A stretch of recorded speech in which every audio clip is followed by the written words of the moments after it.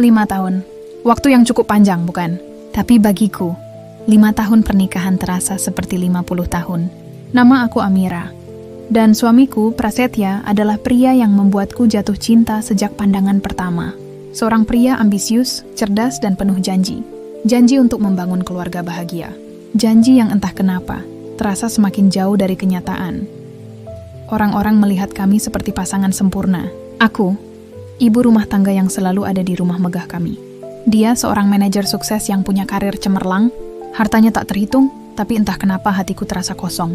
Pernikahan kami hanya diisi oleh keheningan. Keheningan yang membuatku merasa seperti seorang penjaga museum, menjaga barang-barang yang tidak pernah aku sentuh. Ponsel Prasetya tak pernah berhenti berdering. Hari-harinya diisi oleh rapat, makan siang dengan klien, dan urusan pekerjaan yang tak pernah ada habisnya. Saat dia pulang, seringkali di atas tengah malam, dia akan memelukku, menyerahkan kartu kredit dengan senyum lelah. "Kamu butuh apa lagi, sayang? Beli saja apa yang kamu mau," katanya. Dan aku hanya bisa tersenyum getir. Dia tak pernah mengerti. Aku tidak butuh apa-apa lagi. Aku hanya butuh dia. Aku butuh didengarkan. Aku butuh dia bertanya bagaimana hari-hariku.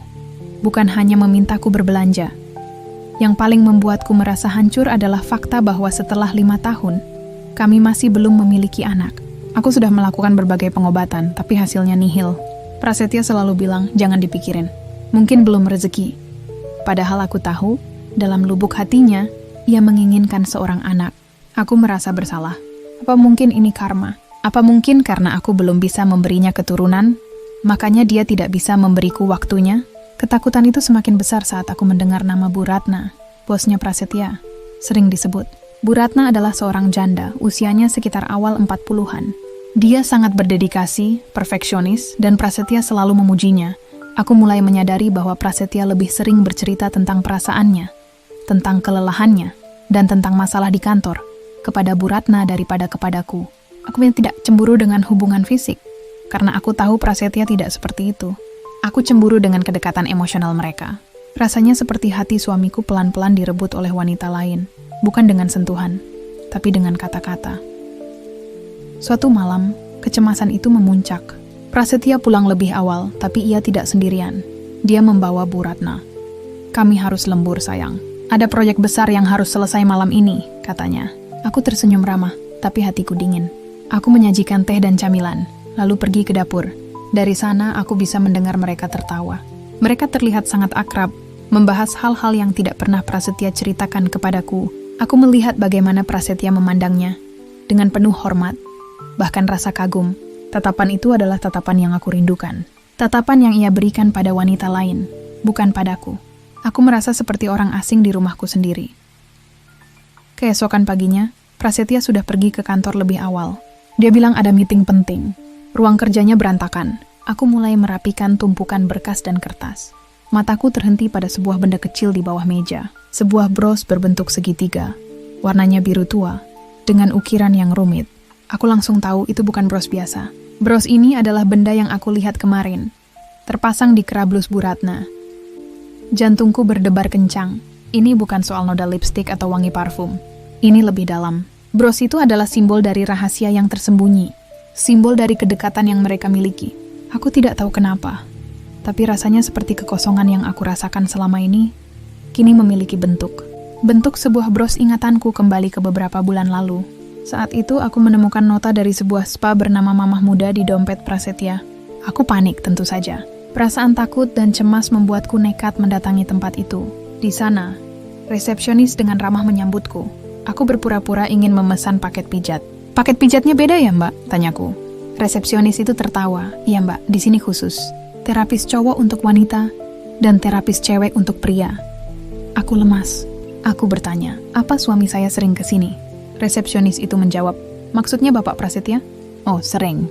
Tapi beliau selalu cuma mengantar bosnya, Bu Ratna. Beliau nunggu di lobi sambil minum kopi. Kadang mereka pulang sudah larut malam."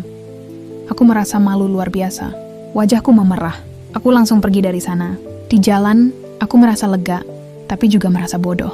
Aku sudah mencurigai suamiku. Padahal ia hanya mengantar bosnya. Kejadian itu membuatku merasa bersalah dan menjauhkan diri dari prasangka buruk. Tapi, sekarang, bros ini membawa kembali semua kecurigaan itu. lebih kuat dari sebelumnya. Aku merasa ditipu. Bukan oleh kebohongan Prasetya, tapi oleh kenyataan yang tidak pernah ia ceritakan. Aku tahu ada sesuatu yang tidak beres di antara mereka. Sesuatu yang bukan tentang fisik, tapi tentang hati. Aku memutuskan untuk tidak menyerahkan bros itu. Aku akan menyembunyikannya. Aku butuh jawaban. Bukan dari Prasetya, karena aku tahu dia akan berbohong. Aku butuh jawaban dari orang lain. Aku butuh tahu seberapa jauh kedekatan mereka. Apakah hati suamiku benar-benar sudah menjadi milik wanita lain? Sore itu, sebuah mobil kantor berhenti di depan rumahku. Seorang sopir yang sering mengantar Prasetya, namanya Ferry, keluar dari mobil. Ferry adalah pria yang sederhana, wajahnya terlihat ramah. Dia terlihat cemas. "Maaf, Bu. Saya disuruh Bu Ratna untuk mengambil barangnya yang ketinggalan," katanya. Jantungku berdebar kencang. Ini kesempatanku. Aku berpura-pura tidak mengenalnya. "Maaf, Bapak siapa ya?" "Saya pembantu baru," kataku, mencoba mengendalikan nada suaraku. "Saya Ferry, sopir kantor Pak Prasetya," jawabnya. Bu Ratna bilang brosnya ketinggalan di dalam. Aku menatapnya. "Bros." Dia menyebutnya. Aku menarik napas dalam-dalam. "Oh, bros ya? Saya cari dulu di dalam."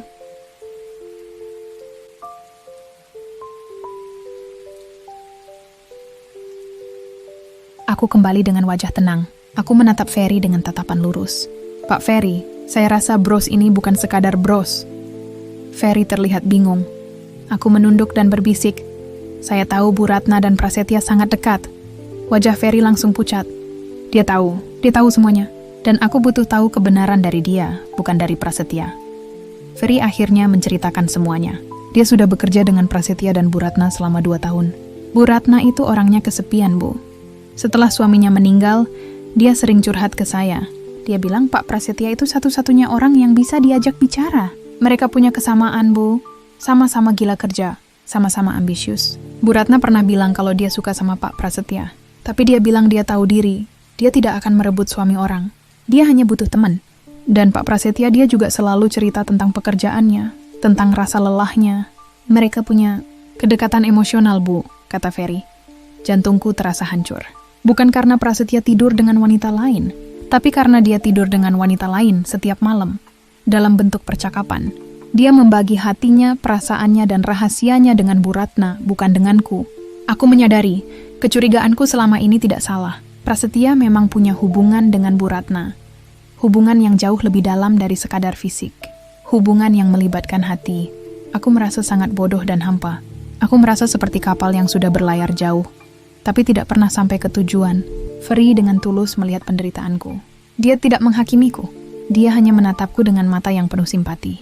Dia adalah orang pertama yang benar-benar melihat kesepianku. Saya juga merasa lelah, Bu, katanya. Melihat kalian berdua, saya sering merasa kasihan. Satu kalimat itu, kalimat sederhana itu, membuatku merasa begitu dekat dengannya. Dia tidak menutupi segalanya dengan uang atau janji manis. Dia hanya hadir di sana untukku. Tanpa kusadari, aku mengajak Ferry ke ruang kerja Prasetya, ruangan yang menjadi saksi bisu kedekatan suamiku dengan Bu Ratna. Aku duduk di kursi Prasetya, dan Ferry duduk di kursi Bu Ratna. Dan di sana, di meja yang penuh dengan rahasia, kami mulai berbicara. Kami berbagi cerita tentang kehidupan kami. Aku menceritakan tentang pernikahan yang hampa. Ferry menceritakan tentang hidupnya yang sederhana, tapi penuh dengan rasa syukur. Malam itu, kami menemukan kehangatan yang tak pernah kami dapatkan. Bukan dengan sentuhan, tapi dengan kata-kata. Tidak ada janji, tidak ada sentuhan, hanya obrolan. Tapi entah kenapa, obrolan itu terasa lebih intim dari apapun.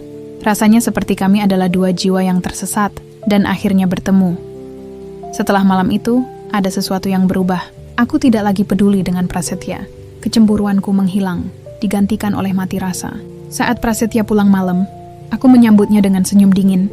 Saat dia memelukku, pelukannya terasa hampa. Aku tidak lagi peduli dengan jam kerjanya. Aku sudah menemukan tempat curhat yang lain. Ferry, aku tahu ini salah. Aku tahu hubungan ini tidak akan bertahan lama, tapi setidaknya aku tidak merasa hampa lagi. Aku merasa Ferry adalah orang yang bisa mengisi kekosongan emosional yang tidak bisa diisi oleh Prasetya. Dia tidak memberiku barang mewah, tapi dia memberiku hal yang lebih berharga. Kehadirannya. Aku tahu, kedekatanku dengan Ferry adalah sebuah kesalahan, sebuah jalan yang salah. Aku tidak ingin hubungan ini lebih dari sekadar persahabatan, tapi aku juga tidak bisa meninggalkannya begitu saja.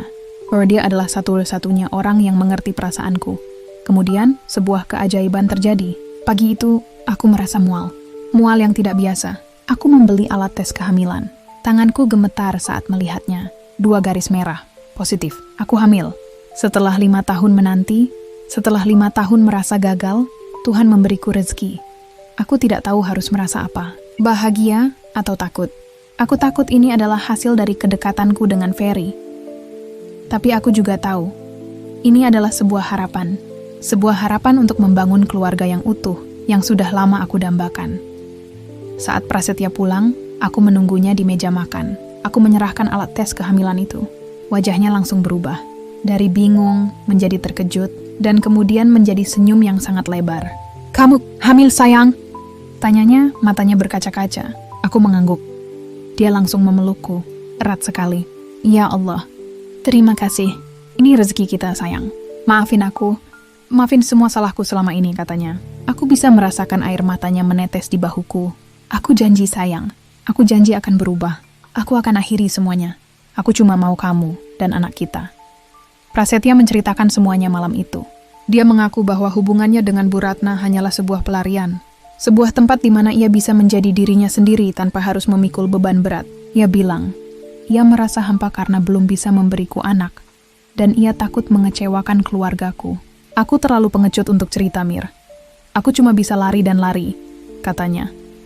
"Aku tahu, kehamilan ini adalah sebuah mukjizat yang menyelamatkan pernikahan kami. Sebuah titik balik di mana kami berdua berhenti melarikan diri dan mulai menghadapi kenyataan. Kehadiran calon anak kami memaksa Prasetya untuk jujur pada dirinya sendiri dan memaksaku untuk memaafkannya. Aku tidak tahu apakah janin ini adalah darah daging Prasetya atau Ferry, tapi aku memilih untuk tidak mencari tahu. Aku memilih untuk percaya bahwa ini adalah takdir. Takdir yang membawa kami kembali ke jalan yang seharusnya." Sejak saat itu, Prasetya benar-benar berubah. Dia pulang lebih awal. Dia lebih sering meluangkan waktu bersamaku. Dia bahkan ikut menemaniku ke dokter kandungan.